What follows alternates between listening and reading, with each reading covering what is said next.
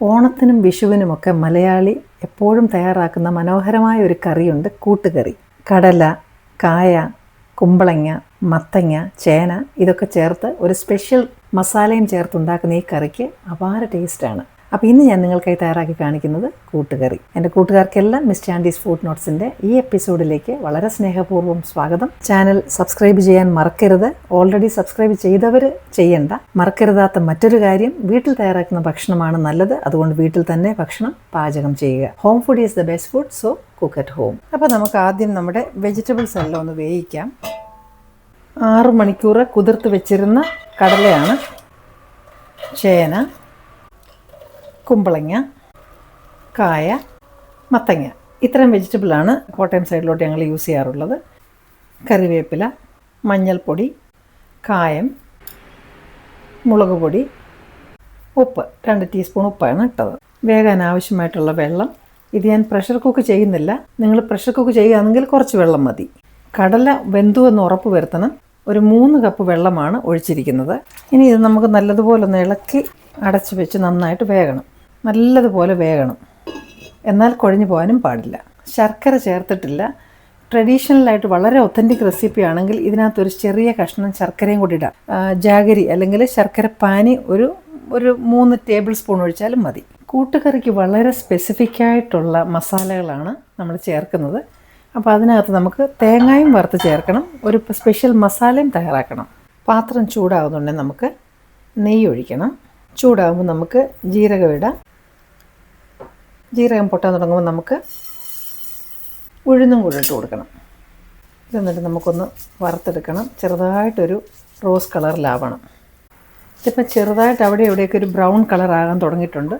ആ സമയത്ത് നമുക്കിതിനകത്തേക്ക് ചിരകി വെച്ചിരിക്കുന്ന തേങ്ങാപ്പീര ഇട്ട് കൊടുക്കണം. തീയലിനൊക്കെ വറക്കുന്നത് പോലെ വറുത്തെടുക്കണം. തേങ്ങാപ്പീര ഒരു ശകലം പോലും കരിയാൻ പാടില്ല. നല്ല ഗോൾഡൻ ബ്രൗൺ കളറിലാക്കി എടുക്കണം. ഇടയ്ക്ക് നമ്മൾ ഈ വെജിറ്റബിൾ ഒന്ന് തുറന്ന് ഒന്ന് ഇളക്കിയൊക്കെ ഇട്ട് കൊടുക്കണം, ഒരുപോലെ വേകാനായിട്ട്. ഇപ്പോൾ തേങ്ങയൊക്കെ നല്ല ഗോൾഡൻ ബ്രൗൺ ആയി. ഒരുപാട് മൂത്തൊന്നും പോകരുത്. ഇതിങ്ങനെ റെഡിയായിട്ട് ഇവിടെ ഇരിക്കട്ടെ. ഇനി ഇതിനുള്ള സ്പെഷ്യൽ മസാലയും ഞാൻ പറഞ്ഞല്ലോ, ആ മസാലയും കൂടെ നമുക്കൊന്ന് പെട്ടെന്ന് റോസ്റ്റ് ചെയ്തെടുക്കണം. നമുക്ക് ആ സ്പെഷ്യൽ മസാലയും കൂടെ ഒന്ന് പെട്ടെന്ന് തയ്യാറാക്കിയെടുക്കാം. ഇതും നമ്മൾ നെയ്യിൽ തന്നെയാണ് വറുത്തെടുക്കുന്നത്. ചൂടാകുന്നതുകൊണ്ട് നമുക്ക് ജീരകം ഇടണം, കുരുമുളക്. അത് മൂക്കുന്നുടനെ കുരുമുളക് പൊട്ടാൻ തുടങ്ങും. അപ്പോൾ നമുക്കത് നിർത്തണം. നെയ്യിലായതുകൊണ്ട് നെയ്ക്ക് ബോയിലിംഗ് പോയിൻ്റ് ഒരുപാട് ഹൈ ആയതുകൊണ്ട് എണ്ണ ചൂടാകുന്നത് പോലെ പെട്ടെന്ന് നെയ്യ് ചൂടാകത്തില്ല. കുറച്ചുകൂടെ സമയം പിടിച്ചിട്ടേ ചൂടാകത്തുള്ളൂ. കുരുമുളക് പൊട്ടാൻ തുടങ്ങി. തീ ഓഫ് ചെയ്യണം. അതിലേക്ക് വറ്റൽമുളക്, പിന്നീട് കറിവേപ്പില. ഇത് ആ ചൂടിനകത്തൊന്ന് ഇതായാൽ മതി. ഇതിപ്പോൾ നന്നായിട്ട് റോസ്റ്റ് ആയിട്ടുണ്ട്. ഇനി ഇതൊന്ന് തണുത്ത് കഴിയുമ്പോൾ നമുക്കൊന്ന് പൊടിച്ചെടുക്കണം. ഇത് വളരെ വളരെ ഒത്തൻറ്റിക്കായിട്ടുള്ള റെസിപ്പിയാണ്. തനത് രുചിപ്രകാരം അല്ലെങ്കിൽ ക്രമപ്രകാരം പച്ചത്തേങ്ങ ഒന്നും കൂട്ടുകറിക്ക് അരച്ച് ചേർക്കാൻ പാടില്ലെന്നാണ്. പിന്നെ നമ്മുടെ സൗകര്യവും സാവകാശവും ഒക്കെ പോലെ നമുക്ക് ചെയ്യാം. ഈ സമയം നമ്മുടെ പച്ചക്കറിയൊക്കെ, പ്രത്യേകിച്ച് കടലയാണ് നോക്കേണ്ടത്. ഇപ്പോൾ നല്ല പരുവത്തിന് വെന്തിട്ടുണ്ട്. ശകലം വെള്ളം കൂടെ ഉണ്ട്.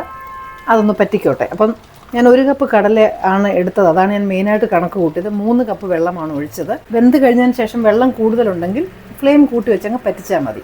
ഇനി അഥവാ അത് വെന്തില്ല എന്നുണ്ടെങ്കിൽ ഫ്ലെയിം കുറച്ച് വെച്ചതിന് ശേഷം കുറച്ച് ചൂടുവെള്ളം കൂടി ഒഴിച്ചു കൊടുത്ത് വേവിക്കണം. കടല നന്നായിട്ട് വേകണം. നമുക്കിനി ആ മസാല ഒന്ന് പൊടിച്ചെടുക്കണം. അത് നന്നായിട്ടൊന്ന് അരഞ്ഞ് കിട്ടാനായിട്ട് നമ്മൾ വറുത്ത് വെച്ച തേങ്ങ 2-3 ടീസ്പൂണും കൂടി ഇട്ട് നമുക്കതൊന്ന് പൊടിച്ചെടുക്കാം. ഇങ്ങനെ പൊടിച്ചെടുത്തിട്ടുണ്ട്. ഇത്രയും മതി. കൂട്ടുകറിക്ക് ഒരു പ്രത്യേക കളറും രുചിയുമൊക്കെയാണ്. ഇച്ചിരി ഡാർക്ക് കളറാണ്, പക്ഷെ ഒന്നും കരിഞ്ഞു പോകാൻ പാടില്ല. ഈ കുരുമുളകും വറ്റൽമുളകും അതാണ് അതിന് പ്രത്യേകം കളറൊക്കെ കൊടുക്കുന്നത്. പച്ചക്കറിയൊക്കെ എല്ലാം കറക്റ്റായിട്ട് വെന്തൊക്കെ ഇരിപ്പുണ്ട്. ഇപ്പം അതിൽ നമ്മുടെ കുരുമുളക് മസാലയാണ് ചേർക്കേണ്ടത്. ഈ മസാല ഇങ്ങനെ നെയ്ക്കകത്ത് വറുത്ത് പൊടിക്കുമ്പോൾ തന്നെ ഒരു വളരെ പ്രത്യേകമായ സ്മെല്ലാണിതിന്. ഇനി നമുക്കിതിലേക്ക് നമ്മൾ വറുത്ത് വെച്ചിരിക്കുന്ന തേങ്ങയും കൂടി ഇട്ട് കൊടുക്കണം. ഇത് നന്നായിട്ട് ഇളക്കി ചേർത്ത് കഴിഞ്ഞാൽ നമ്മളുടെ സ്വയംഭൻ കൂട്ടുകറി അങ്ങ് റെഡിയാവും. അപ്പം ഈ റെസിപ്പി നിങ്ങൾക്ക് ഇഷ്ടമായി എങ്കിൽ ഒന്ന് ചെയ്ത് നോക്കണം.